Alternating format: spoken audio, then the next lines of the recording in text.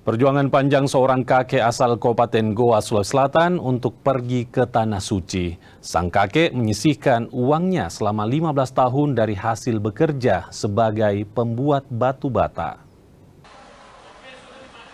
386 calon haji kloter 5 asal Kabupaten Goa, Sulawesi Selatan masuk di Asrama Haji Sudiang, Kota Makassar 3 Mei 2025 lalu. Dari ratusan calon haji tersebut, salah satunya seorang kakek berusia 86 tahun bernama Daeng Jumaha. Meski telah memasuki usia lanjut, namun tidak menyurutkan semangat warga asal Kecamatan Bajeng Barat ini untuk berangkat ke Tanah Suci. Daeng Jumaha bahkan bersabar selama 15 tahun dengan menyisihkan uang dari hasil bekerja sebagai pembuat batu bata. Selama 15 tahun kita sendiri dikumpul-kumpul uang untuk melunasi. Dan siapa tuh si berapa biasa itu dikumpul dalam satu hari?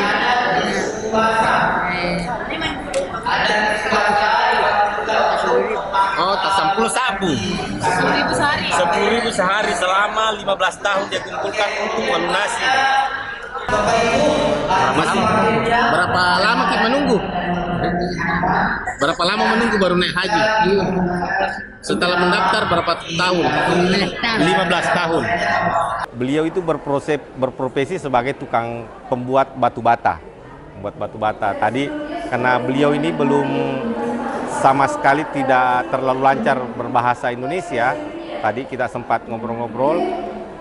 Beliau itu selama 10 tahun awal dia membuat batu bata itu dia mengumpulkan uang sedikit demi sedikit untuk kemudian mendaftar untuk mendapatkan nomor porsi haji, mendaftar pelunas setoran awal haji. Kemudian setelah itu sembari menunggu 15 tahun untuk keberangkatannya, beliau mengumpulkan 10.000 setiap hari selama 15 tahun itu untuk kemudian melunasi keberangkatan hajinya, dan alhamdulillah tahun ini bisa berangkat.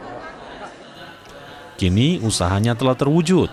Daeng Jumaha telah berada di Tanah Suci dan menunggu puncak musim haji untuk menyempurnakan rukun Islam. Arif Tirtana, Kompas TV Makassar.